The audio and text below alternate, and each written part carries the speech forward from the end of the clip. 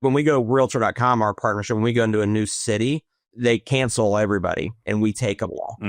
It's gangster. Yeah. He's like, oh, shucks, sweet Indiana He's like, I just guy. said that into a microphone. Yeah. Well, we send a very nice email out once they get a cancellation notice at 30 days.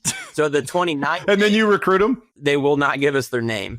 So we just send an email to the whole MLS like, hey, we're new here. We're great partners, Realtor.com. You may have just got an email that all your leads are canceled. The good news is I now own them all and you can come work for me. You're a gangster. I love it. You talk about it privately. We talk about it publicly. This is the Real Estate Insiders Unfiltered Podcast. Welcome again to the Real Estate Insiders Unfiltered Podcast. I'm your host, Dwiggy, along with Mr. Crazy Uncle Keith. You found it funny the way I said that. I love that Dwiggy stuck. That's one of my favorite things about this podcast. It was a childhood thing that came back to life later. Thanks, Stefan Swanepoel. Say that with love in my heart.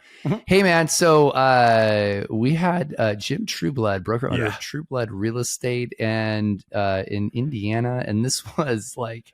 This is fun. There's some gangster shit in here. I'll just put it that way. Tell us some of the stuff we covered today. Yeah. Jim's awesome. Something about, we've been on this Midwest tour of top teams, a lot of Minnesota and Indiana and Iowa. Great story. He bought his first investment property at 16 with his grandpa. He went down to Florida in 2009, I think, to do a condo conversion. Of course, if you were in the industry in 2009 doing condos in Florida, you have a rough idea of how that went. He talked about the messy middle of how he built his company, from just him working leads to 220 plus agents in Indiana and about to open in Kentucky, doing $750 million in total sales. He shared his full tech stack, exactly how they prospect, where they get leads from, where they get their traditional business from. Mm-hmm. Talked about how come he has brick and mortar, and really anchored into the power of differentiation.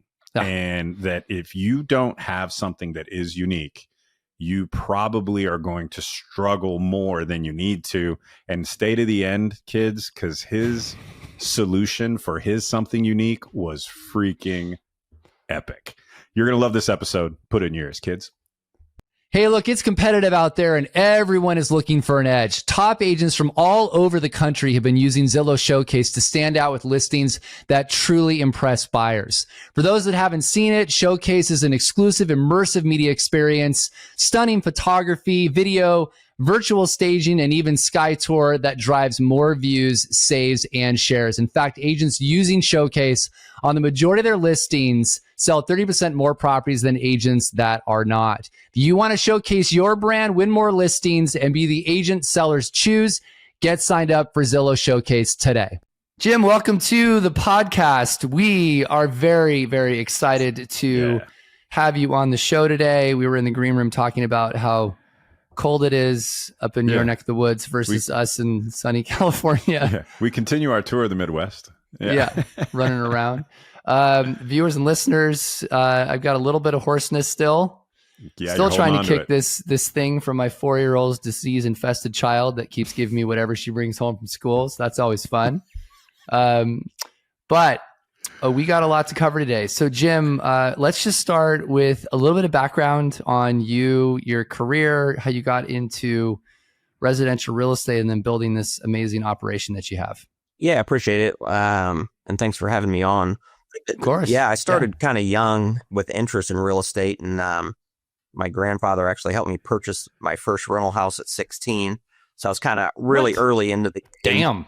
And Grandpa's a badass. Yeah, we learned that already. Took the money from that when we bought a second one for on campus when I went to Purdue. So it started early, and that's always what I wanted to do. Went to Purdue Business School, but always knew I was going to get into real estate quickly after. Actually, it was right in the height of the boom in Florida. And so with some investors from where I'm from in central Indiana, put together a condo conversion project and actually moved down there for a year to manage it. To be honest, I was probably too young, a little out over my skis. And then the market died. So I came back, fairly broke and started over. So from there, and that's when I got my real estate license in Indiana. Worked on my own for several years. got introduced to Zillow by my neighbor actually when he was moving, I think sometime around 2010 or so. And started out small and I started working. And so I started buying all the leads they had. So that's really where I started taking off, and then grew my team to like 15 over the next 6 or 7 years. And then 2018, where I got to the point where we were big enough that decided to open the brokerage. So we opened a little over 7 years ago in 2018. And now we have 225 agents. So off we went. That's awesome. That is awesome. And just for clarity, 2010. So Zillow was founded in 2005. They're on their 20-year anniversary coming up here, or they already did, one of the two. What was that like going from that early working with them to now, like to the evolution of Zillow, and then starting with them from the very beginning? I mean, that could just be a podcast in itself. So yeah, we were one of the, I know we were one of the earlier adopters, but I was one of the early people that there was all like, send us referrals if it's working well. I'm like, why would I send a referral? I'm just going to buy it. I wouldn't buy it all. And so, I basically just bought all the inventory in Central Indiana, and me and my wife lived on the edge for several years because we were basically spending all the money we were making on to buy more. And that's really the thing that propelled me to like where I am today, was investing in leads. Like you can get so big doing it on your own, but there's a very select few people that can get to like high production just doing their sphere out there grinding open houses network. Yeah. So this helped me scale. And I saw it was working. And so we just kept buying more and more. And then I started adding buyer's agents to work them. So I was still in production myself, actually, till about 2020, where I'd work them, give them the overflow. And it's just growing since there. But that was really the catalyst to go from being an individual agent to a large producing team. Then we partner with Realtor.com, which we can probably get into later. And the combination of both of those is really what propelled us to how big we are now. Just one more follow-up. Sorry, Keith. I'm taking this away from you. I'm just fascinated by this going this far back. So you originally were buying leads, and I'm assuming you're flex now, or a combination? Yeah, we're flex now. Most of Indiana is. So we started buying leads. Like I was really into the weeds. Like when they were first doing this, it was price per impression. So they would like offer contracts, and people weren't doing what I was doing. I was like doing the math. Like, oh, you're offering me this one at whatever it was, 20 cents. That one's 42. Somebody else can have that one. I'll just take this one, and kind of gamed the system. And then when they changed it to just what your total spend was your percentage of the market, they knew I was going to be super pissed. So they flew 3 people out from Seattle to break the news to me. Like, I just thought we were going to lunch. We're like, hey, I know you have all the best contracts, but now it doesn't, no matter what you spend, that's just your percentage of ownership in the zip codes, which is how they still do it now on their pay per lead program. Yeah. So I've been through a lot of changes with them. Obviously things have changed multiple times over the last 15 years, but we went from that where you're buying individual contracts to just however much you spend is your percentage of the zip code. And the ROI obviously went down as it became more popular. You had to be very, very proficient and watch what you were doing as the prices went up, because there just wasn't a lot of margin there. So many questions I have after that, but we can go a little further. Keith, you want to ask something? I do, but maybe I'll save it. Let's get through the rapid fire, and then I can ask it. All right, because I think it would help. Yeah. So, favorite book or podcast this year ever? I don't know. However, if you want to recommend that I listen or read something, what would you recommend? Yeah, my wife actually recommended I nix this question because I haven't read a book in 10 years. You and James could start a I promised fan to club. start listening to yours, but I don't listen to podcasts. So Okay. I listen to podcasts, but I definitely don't read a lot of books. But that's not to say I don't read. I research a lot. I read news. Sure. I follow financial news, real estate news. When publicly traded companies in real estate release their earnings, I'll read the earnings reports. So I probably do a lot of things other people don't do. But then they think I'm crazy. Someone's like, oh, do you read a book? I'm like, it's just not something I do. I consume information other ways, basically. There's nothing wrong with that. There's nothing wrong with that at all. Love that answer. Yeah. I've always said, look, there's no such thing as bad readers. There's just bad authors. It's their job to write a book you'd finish. Yeah. It's not your and fault. I have read a book in my life. It's just been a long. Yeah.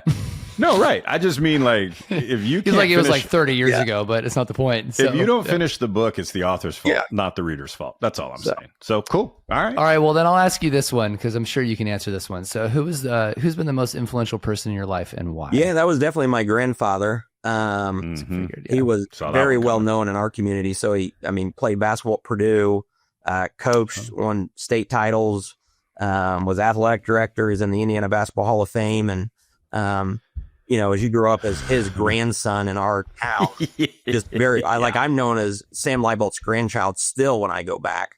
So he's a big influence on me. And honestly, the biggest thing, and not to get too long winded, but when I got older, you realize like people admired him for not the sports and things, but the things he did for other people. So Sure. like I wrote a paper about him in college, and you figure out all these things. It's like, oh, they didn't love your grandpa because he won all these sporting events and is in the Hall of Fame. They just admired him for all the things he did for others. And I don't know, as time gone on, I've just realized as I got older, like how cool that is that people, he passed away in 2003, it's 20 some years ago, and they still call me Sam's grandson when I go home. So he's my biggest influencer, and just an awesome guy. Somebody That's once awesome. told me the measure of the impact you've had in your life is determined by the amount of people that show up at your funeral. I always thought that was a really interesting quote. Yeah. I'm resonating with you because my grandfather was one of the most influential people in my life. And when he passed away, we rented out this church in small town, 40,000 people as well. And there was people lined up around over a city block to go and pay respects. And I had no idea who like 90% of these people Yeah. Mm-hmm. Mm-hmm. Just same kind of story, right? Yeah, they come and tell you just how how like, oh my God, he did that for you. Like, Yeah. and then they when the people like him, they never talk about what they do. You only find about it from the other people. So it's a whole nother breed. There's a lot of people that help people. There's a very few people that help people and just never even discuss it. You know what I mean? You mean Grandpa didn't put it on Facebook? No, I'm just kidding. I'm totally he's kidding. not a social guy. Yeah, it's funny. But another reason to admire him. Another Yes, reason to for admire sure. him.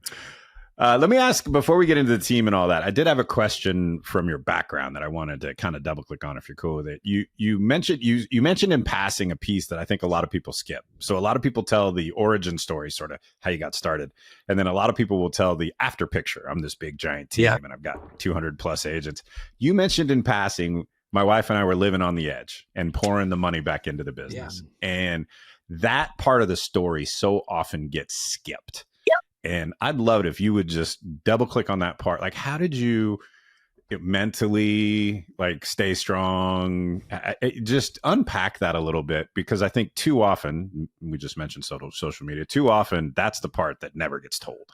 Yeah, and, it's hard to say because you don't want to like toot your own horn, but sometimes people think where you are now. And my wife and I was talking, they have most people no do. idea what we went through. Yeah. And my wife, exactly. My wife's very successful. She was like the youngest executive director at a senior living community in Indiana. She was like, her life was, she had a trajectory. Yet she slowed down, gave the money she was making to me to buy Zillow leads. Like if I was short, she would transfer me money. Like we were late 20s, 30s. Like, hey, hon, I need an extra $5,000 for that Zillow bill. And the thing is, like, both her and my mother did the same thing, quite frankly. Just to have a couple people like that believe in you. I'm just like, look, I know it works. But the thing with being on those programs, if you stop paying, somebody else is going to take it. And I just never relinquish it. We just, the sleepless nights, and I don't know if I should say this publicly or not, but I just drink lots of rum. It was so stressful, but we just knew if we maintained it, we were the people to hold those leads, and we did it the right way. Yeah. And it wasn't always perfect. Sometimes I bought too many for the team we had and do different things, but we definitely took a lot of risk. She's much more risk adverse than I am, but we took a lot of risk to maintain ownership of that inventory. It's amazing to me that I don't know if it's just, maybe I'm getting old. Probably. I feel like I am.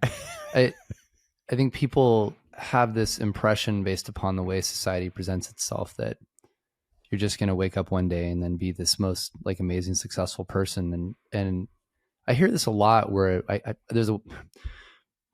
hate it when people say you're very fortunate. That shit drives me nuts because it's like, well, what makes you say that? You don't know anyone's story. You don't know the amount of problems that we went through. You don't know how many times we almost didn't make payroll.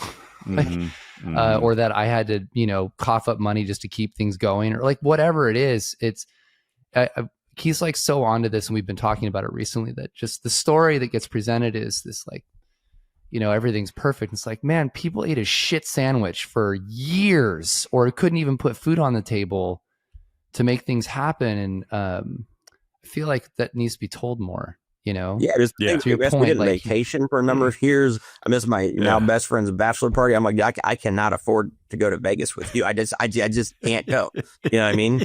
And it was, I got to get them Zillow leads. Yeah, and right? it was all those things. You're trying to build your business.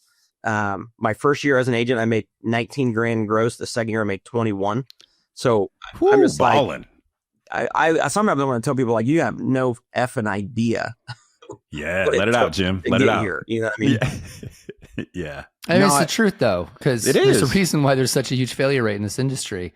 Well, I think that's why I asked the question, right? Like, I think we're just addicted to this before and after picture. And shout out Taylor Cannon on our team. She taught me this messy middle component, right? And the middle is messy and it doesn't get talked about enough. So I appreciate you opening up and sharing that. Because, and even when you get here, though, when you're still like, when you're growing, when you're trying to still grow, like, you still have all these things going on. Like, you could shut it down. It's all relative. Like, we could stop growing and my life currently would be way more plentiful and peaceful and less stressful. Right. But we have the goal to still get bigger. And so it takes more sacrifice now still, even if we have 225 agents, we want to go to 500. Yeah. Okay. Well, so I'm going to endure several more years of this at my choice. I don't expect something from anybody. It's my choice. But Yeah. It's the famous American philosopher Biggie Smalls once said, more money, more problems. So I feel you, man.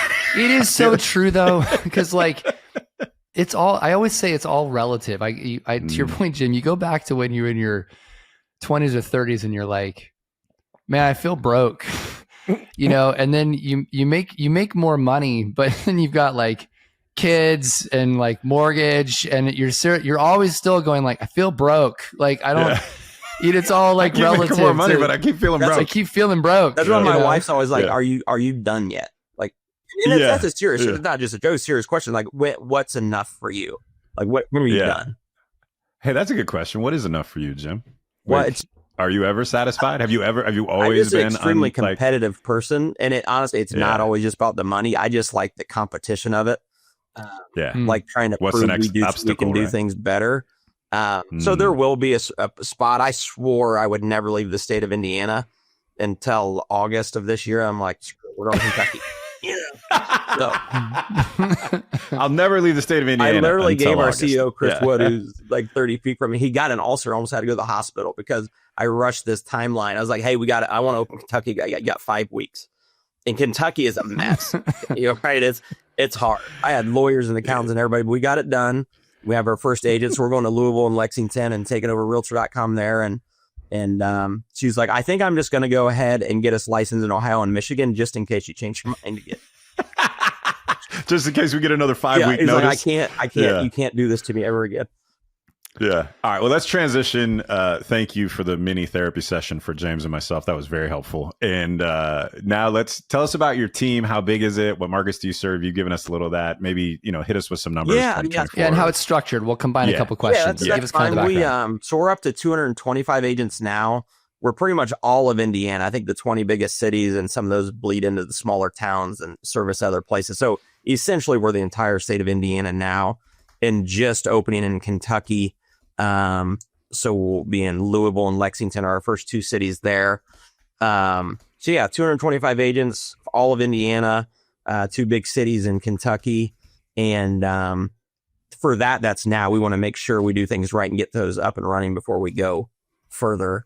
But we're also going through, I guess I'll just keep going on the growth in Indiana. Like, we're in those cities, we have leads, we have agents, but we're in the process of opening physical offices there, which I still believe in. So that's part of the equation. You can't really get big in a city, in my opinion, especially in these smaller cities in Indiana, without a physical place.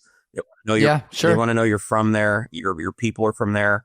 So we have an office open in South Bend in a couple of weeks that's brand new next to Notre Dame. And then getting ready to sign a lease in Bloomington. And then Fort Wayne and Louisville will be after that. So even though you're in those cities, there's still work to do once you're live, if that makes sense. Sure. Yeah. What was your production in 2024? Just so we have some context. So we'll be, assuming something, well, it's not going to change that much in the next 3.5 weeks, but we'll be like 750 million, like 2,500 units. Congrats. Good for you, man. That is awesome. Congratulations. Appreciate that. All the struggles and shit you go through to get to the point you are and seeing all of that. And then, I love the competitive fire you still have to continue on. Can I ask a brick and mortar question real quick before we move on? So since that's counter to a common narrative, can you unpack, like when you say brick and mortar, is it like old school, like you've got top producers that want private offices, or is it more like we have drop-in space? That rent offices, but our offices are different. They're showpieces, they're billboards. They're big, open, modern. All four, it's like a drop-in. 5 of the main offices, they're built from scratch. So, like it's glass, open area, no assigned desks. Multi-use. We have not necessarily about drinking, but we have, like, our latest one has a 12-seat wet bar. Like we have. Nice. We get Curators from, and we get like beer from like the local breweries, serve that on tap. So I just never wanted to be the same as anybody else. I think it's boring and it doesn't work if you're trying to break in. So our offices are meant to make a statement, not just, I could open something in a strip mall, but that does not, I have no interest, like zero interest. Gotcha. Mm-hmm. So you're on Main Street in these, what I'll call mid-major cities. Yeah. You're in prime locations, drive-by spots. Yeah, like South Bend. We're making it a couple minutes from Notre Dame. We just became the official partner of Notre Dame for real estate. Does that mean you can help me with tickets? Because I've never been. It's on my sports bucket list. Yeah, you can come. We'll put you in the club seats. You'll have a great time. Holla at your boy, Jim. Get ready. Yeah. I'm about to save. By the way, you're address. going to have somebody show up at your door tomorrow. But like Bloomington, that'll be right next to the campus. So it's not just the space, it's the spot. Like we have our main offices in Fishers and Carmel.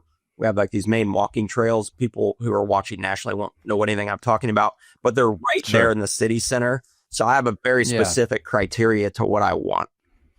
Do you have there was a real estate office that opened, I thought it was really clever. They opened up a coffee shop, and then the agents were in the coffee shop, like not as baristas, but just they had coffee and then real estate. And it was a really interesting idea. I don't know how successful it ended up being, but it was just a different, kind of the same context, different approach to how you bring more traffic, foot traffic into the office. Yeah, and I will say, just as a note for other people that are doing it, our offices that we're doing now are smaller footprint. So like our Carmel office was huge. I got a great deal because it was during COVID. It's like 5,000 square feet, but we probably won't do anything now over 2,500 square feet. Just a couple private offices, reception desk, conference room, wet bar, common area, and that's it. So okay. So kind of a live workspace with private offices if someone wants. Yeah, and we'll do a lot. We'll also do our company events that are like our Christmas parties and things. We'll bring in bartenders and cater food and do it at our office instead of going other places. Our agents are allowed to use them if they have. We have somebody doing like pictures with Santa. So at no charge, they just come use our office, and they're going to do their Christmas party next Saturday and use one of the offices for that. So they're there for the agents to use. I mean, that's what they're there for. So sounds like you really use it as a hub. It is. Yeah, it's a hub. It's not a common put your computer down and just shut the door and work all day. It's not. Yeah.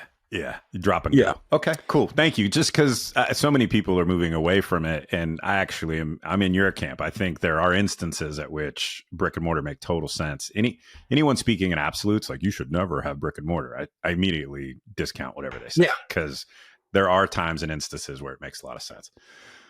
Go ahead. I wanted to ask the structure, since it's kind of relevant to the conversation right now. Do you have a team? Does everybody operate as a team, or are they all independent? Like, how is the structure of your company? Yeah, so this has changed. Obviously, we have the brokerage now, and until 2 years ago, I used to have my team. So, like, I was paid, and then my team was a separate company. And I just decided, like, that's just an extra layer of work and doesn't need it. So we not folded, but just moved the team. Like, it's just a separate plan at the brokerage. Then actually this year, I just got rid of that too. Like, we have the check writers, 100% commissions, and we have the people on a split. And as long as you meet the metrics for leads, you're allowed to be on leads. You don't like have to be on my team or somebody else's team to get leads. But you're supplying leads to the people as long as there's some as metric there, you said? As long as you do what we say and you meet our metrics and things, you can be on leads regardless of what plan you're on. So that's been a change for us in the last 2 years, and even simplified it further. We used to have a separate plan at the brokerage, which where if you want leads, you have to be on this plan. It's 50-50 because you're getting leads. We just got rid of it. I just got rid of it all. Yeah, plan 1, plan 2, pick what's best for your business. The leads, you're welcome to work them, and we'll help you as long as you meet our criteria. And is that criteria because you're getting business from Zillow and Realtor, and you got to hit certain criteria there too? Well, is that both? I mean, on Zillow as a flex team, they called Zillow Preferred now. You have your minimum metrics to meet. So that's what it's kind of a guide for us, actually. And I used to be a little less, I don't know, I'm lost for words here, a little less strict on our Realtor.com Market VIP leads. Because like if you don't hit your Zillow Preferred stuff, they'll just reduce your leads or they'll kick you off. Yeah. We've never really been in that territory, but I've been more lenient. Like, hey, you can have VIP leads and it's a recruiting tool. But I don't normally go to conferences or do conferences, but I have been to several recently and talked to other people. They're like, why would you be less strict on the ones you're paying a lot of money for? Yeah. And so we're actually meeting with our team tomorrow. We've increased our minimum metrics for next year and things on the Realtor.com league, because we're actually the largest partner of Zillow and Realtor.com in Indiana, and then soon to be Kentucky. So we do both on a large scale. And to do that, the one is just Zillow is paid on referral, and Realtor.com would pay up front. Keith and I talk a lot about, this will get Keith on a soapbox. Yeah, here I go. Get ready. People always are talking about raising the standard for agents to be in the business. And they're like, we need to make licensing more difficult and blah, blah, blah. And Keith can jump in here, but I'll paraphrase. He's just like, why don't you just raise the freaking standard inside your company? Yeah. I was doing a keynote once, and it was great, by the way. Someone from the audience was like, we need to increase the brand standard. I'm talking to, 150, 200 brokers, right? I'm like, who the hell is we? Who's we? You need to increase the standard of what you accept. Right. Like, you literally control it. What do you like? Stop waiting for NAR to raise the standard. Just raise the damn standard. They're not going to make it anyways. If the people that get in during the minimum, that'll take care of themselves. If they come in because it's a minimum standard and they crush it, good for them. And if they're not any good, they're not going to make it. And then they just they can't pay their board dues and they're gone. So, you hold this minimum standard. So, and I can I ask like sort of what that looks like? Just like what an agent wants to come work for your company. Yeah. How does that conversation work from, well, this is what we do, but like, how do you have the conversation of also, this is our minimum standard, and if you don't hit it, bye-bye. Yeah. So my sales director, Andy, and I help, he helps me run the team, but we had minimum standards before, we're just increasing them. So some of the basic ones, and I know we'll get to it further on the tech stack, but everything we do, we run through Follow Up Boss, like all of our technology, that's the hub. So we used to be more lenient on it, and starting tomorrow at 10 a.m., if you're not doing your stuff in Follow Up Boss so we can see what you're doing, you're done. So if you don't want to do it, we'd rather you just tell us instead of us having to like just remove you from leads. So that's the main thing, is so we can track, and we know, and we have an ISA now. So if you haven't followed up in 30 days, we can use another system to nudge you. So you just have to work in there as a minimum. You just have to. It just works so much better. And then our minimum criteria for conversion is 5%. That's still lower than a lot of other teams. Our top people convert between 10 and 20, but it used to be 3%. You're kind of like, oh, it'll be okay. But we're increasing the minimum conversion rate to 5%. So those are the two big things. There's some other ones in there, but working in our system so we can see everything that's going on, and your raw conversion rate has to be 5% minimum. And if you can't hit those with everything we provide, you just can't. Yeah, because you got all the training. You have everything you need. What's that? Right. You have all the training. You're giving them everything they need. Yeah. I love the fact you're saying you must use our tech stack or bye-bye. Like, I mean, that we all know that's the biggest problem in residential real estate, is there's all this amazing stuff, but everybody finds every possible way humanly possible to not use the stuff that's provided to them. So you're setting the minimum standard saying you have to hit a certain level of conversion on business, and you have to use these programs, or find. Or just to be clear though, if you don't, you're off leads. I could stay with your company, right? Yeah, sure. I mean, because we have 225 agents, probably 75-ish on leads, and probably 50 of them do a lot on leads.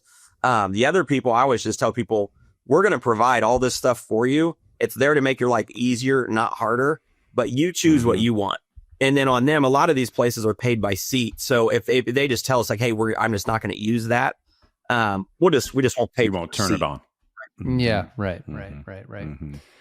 Keith, you want to jump in here before I keep going down? I think the only other thing I would add to it is sometimes I think leaders shy away from the conversation, like the hard conversation with agents, because they want to be kind, right? And in my opinion, you're actually harming the person by not having the conversation with them because they're failing, right? They are not succeeding. And it sucks to be in a situation where you're not succeeding. No one enjoys that experience, right? Where you're just failing. So you owe it to them to have the conversation. If you really care about someone, you tell them when they have food in their teeth at a party, right? Yeah. Like you do, if you really care. And I will say this is something I've grown at a lot over the last 3 or 4 years, because I was just a salesperson. I had a team. They were just agents, but I was too soft. Like if you know me, like I'm the likable guy in the room. Sometimes my wife hates it because I like put all the bad stuff on the staff to do. They're like, you get to do all the fun stuff. Everybody loves you. But you have start your own company. You can pick what you do and don't do, right? So I have our sales director, and he gets to deliver a lot of those messages. But I totally agree with you that you're not doing them any favors by saying, "Hey, everything's fine." You are not helping them.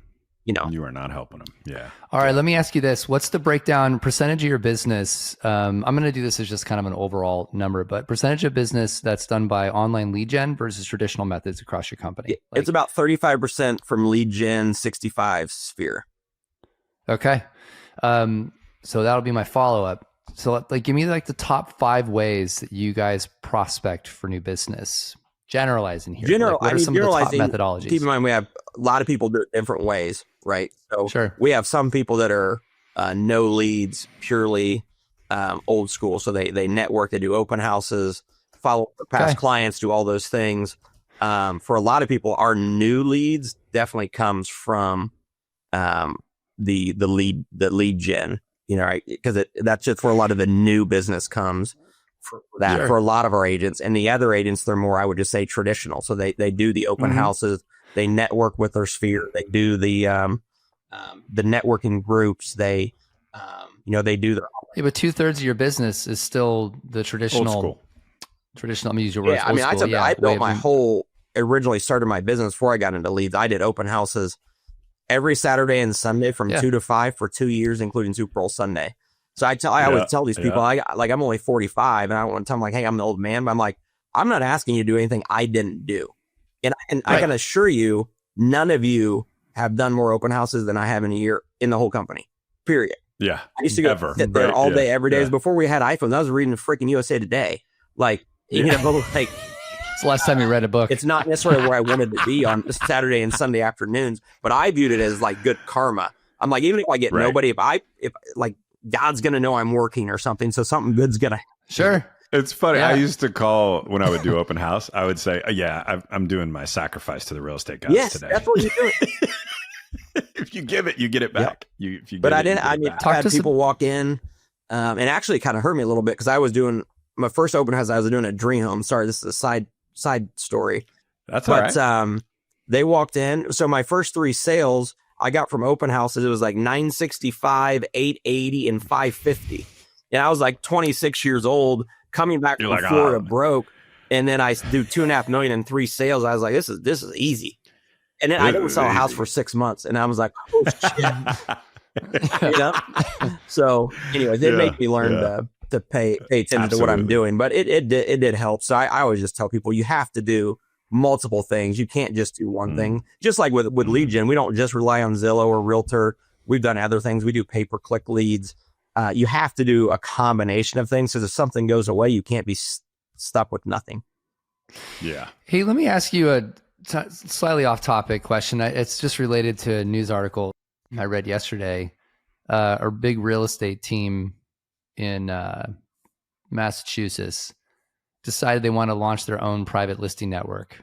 So just amongst their team, and then obviously not sharing with the rest of the community until they've done whatever their phased marketing plan is. Not with Compass, by the way, separate organization. What's your thoughts on that? I'm asking just because you run a big team, and like it's brand new news. First time I've seen a team in a brokerage launch its own private listing network. I'm curious to get other big team leaders' opinions on this. Yeah, my advice, and I've said it to meetings to our people, is I just don't recommend it. The whole point of listing your home is for as many people to see it as possible. It's like for years, like, why do you list for sale by owner? Well, you're going to get 30 times the views if you put it on the MLS and on Zillow and on every other website. Now, is there a sliver of people that, like, just for whatever reason, family reasons, they're really well known in the community, whatever, is there a sliver of people that they want the private? I do think there's probably that. I think it's a very small number that's the best choice. That's my opinion. Others may disagree, but I think if you're trying to sell your house, the more people know about it, the better. I was just thinking about this morning when I was having my morning cup of tea, and I was like, man, that's interesting that a team in a brokerage is launching a private listing network. And my brain went down the liability road on that, because the team works for the brokerage. Yeah, the team how they got permission or that. I'm just wanting to ask this question from big team leaders to get their take on it. It's the first time I've ever seen that scenario happen, and I'm just curious. For me, I would definitely want something signed by the client that they know exactly what they're doing. Disclosure is so important in that situation. Yeah. Let's move to technology then, and I'll let Keith dive in here on AI. Just real quick opener before he'll take the lead on this. Tech stack that you guys currently use. Let's do your team and then your company. I'm assuming. So everybody gets the same stuff, assuming they want to use it. But like I said, the main hub for our CRM is Follow Up Boss. Then everything we do works within there. So, we have Google Suite for our emails. That's all tied in to Google. Again, coming back to leads, you have to have your email connected to Follow Up Boss, so your emails between your lead clients, we can see those. So that works together. We use BombBomb, so we have embed videos. So when and how that works is we have a lead comes in and it's a live transfer. Follow Up Boss picks up who it's assigned to. They will instantly get a video from that person. That's a video intro, like, hey, I'm Emily, just want to put a face with a name so they know you're a real person. Clever. So we integrate that. We use that via automation, and also you can use it individually for different things. We've had BombBomb for a long time. So just to frame that up, you'll use BombBomb video to rapid response the inbound. Yeah, it's auto set with a video. Yeah, nice, smart. Yeah, and then you can use in your email anytime you want, but we auto send. Again, that's another thing we kind of got loose on it, but part of the thing for the new minimum standards, your intro video has to be filmed and connected to Follow Up Boss. These are just simple minimum things that we know help increase conversion. Again, we're helping you help yourself. It's not like we're asking you to do something that's not going to help you. Right. So we use that. We use RealScout, which is not really tied to Follow Up Boss, even though you get their link. You can see the activity in RealScout, which is good. But we find the RealScout search is better than the MLS searches we have here.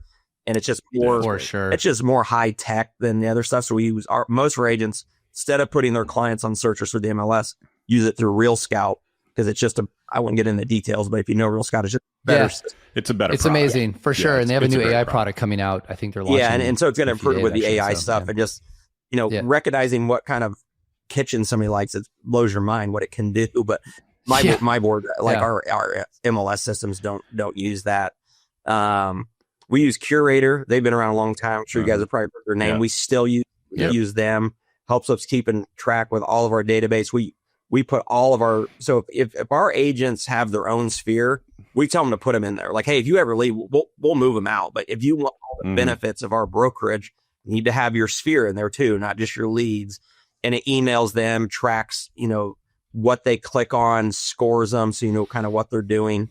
And then on top of that, this year, the most recent thing we've done that's big is Highfellow, which I'm sure you're probably familiar with. Yeah. Fellow's a great product. We've spent, I won't say the number, $1 gazillion in the last 20 years building a database of 200,000 people. And so using High Fellow to, make the phone book into a database and then stay in touch with them to say like, hey, are you interested in your home evaluation? Are you interested in talking to anybody about it? So we're trying to now, instead of just focusing on the new leads and doing the traditional ways of getting back, use High Fellow to work our existing database, which we haven't really done before. So that is a big thing. What other High Fellow does for other team leaders out there, the big thing when you provide leads to people, and it's one of the reasons I opened the brokerage, is you don't want to build somebody's team and give them all these leads and they leave for a different brokerage. So I was like, I don't want you to like work for me, build your business, and then have you take my stuff to Keller Williams. So what we've done now, open the brokerage so people stay here. But if they do end up leaving, we just have contracts in place. And now with High Fellow, if a transaction closes with that client's legal name and they're in our follow-up boss, High Fellow alerts us that they've closed. And so it's helped us track sales that were owed referrals on for people that aren't with us anymore. Oh, interesting. Automated, because before we had to do this manually. I don't mean in a mean way, but I've spent so much money on it, invested my whole family's future on it. Like people are like, you actually track that? I'm like, yeah. But we had to, our staff had to do it manually. Like so when they close, like, hey, is that client one of ours? And most of the agents are honest. They appreciate what we've done and they'll send the referral fee back, but it's not always the case. So the big thing High Fellow can do for us is to track the past sales for when people do leave. So. And just to be clear on that, if it's their personal database, friends from church, whatever, you're not talking about those. These are the lead spend that you did. It only alerts you if it's like, because you have tags in there where the source is from. Yeah. So we'll get an information of, if it was a former lead and a former agent, we get an alert. I get a report every morning. Yep. So just on the things that you did a lead spend for, which is more than fair, right? I paid for this lead. You left. That's fine. And it's in their contract. They go up front. We talk about it when we leave. We treat people very nicely when we leave. We get more boomerang agents than almost anybody because they leave. Yeah. They get worried something's wrong and then they come back. So we're always super nice when they leave. Like we're not like, it's not like we're not surgeons. This isn't life or death. We're selling real estate. Yeah. Even if you don't come back, we can still be nice. Right. Yeah. Right. Yeah. I know some brokerages aren't nice when people leave, but I'm just like, okay. Why? Yeah. I mean, first of all, like there's different phases and seasons in life. So to your point, if you're nice, people, you never know when somebody wants to come back around. If you treated them poorly on the way out, not a good approach. Yep. We got two final questions. Keith will ask one on AI and then we'll wrap up. Yeah, I'm our resident AI nerd, and you really can't do a podcast today without asking an AI question. So this is the obligatory. But what role do you see AI, big data, playing in real estate in the next 5 years? You've implemented Fellow and some other tools that use AI. Yeah. So, just what are your thoughts? Yeah, well, it's developing so fast. I think it's a little hard to answer 5 years from now. You're right. It should be 5 months. You're absolutely right. 5 days. Yeah. But no, the biggest thing for us is just information and efficiency. Like you guys use it now, like the, you have a video call with your team, you get an AI summary. Notes. If our people use Follow Up Boss, which I keep beating home today, you have a call, all the notes are in there. It summarizes the emails. It just makes everything easier and more efficient. My biggest thing for the future, and our media team is on here too, that I wouldn't say I'm concerned about. I just want to make sure if we can, we're the best out of it, is when people start doing search for agents through AI versus like Google or whatever, we're the ones that come up. So I've told our team like, hey, I personally don't know anything about how to do this, but I need someone to figure out when people search for who's the best agent in this area, it's us. So that is my biggest thing with AI and how we would use it. I just want to make sure that when they search, we're maybe not the option every time, but we come up a lot. And so I with search engine optimization, putting certain words in there and different things. I mean, your Keith, sounds like you're probably more advanced on me, but that is my personal thing where I think like, hey, we need to make sure we show up. Yeah. Yep. Awesome. But you're never going to go. I mean, question of an AI bot. I don't think in my time, I don't think they're going to be like showing up and unlocking doors. I mean, maybe they will at some point. So I'm more. I mean, those humanoid robots are interesting, man. I hope to be done by the time they come around. Yeah. Well, look, man. Hey, I'll tell you, Jim. So I've shared this before. A guy that I got to listen to at a seminar one of the top AI futurists, was talking about, just for perspective, 10 billion robots in 10 years is the estimated number.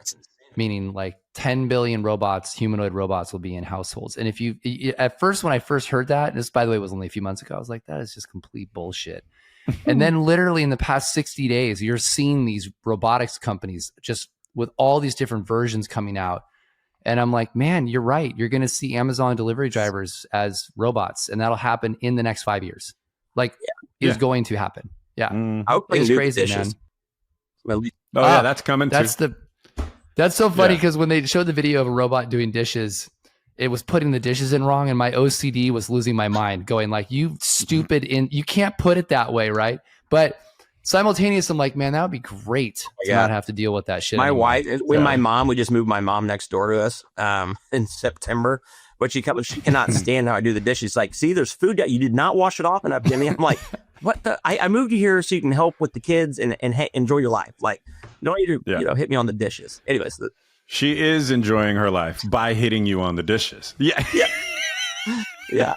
I'm back under mom's supervision at 45. Yeah. There you go. Yeah. I've just had mine in town for the holidays for 10 days. So I know exactly what you mean. All right. I'm going to ask you the last question. We end every podcast episode with this.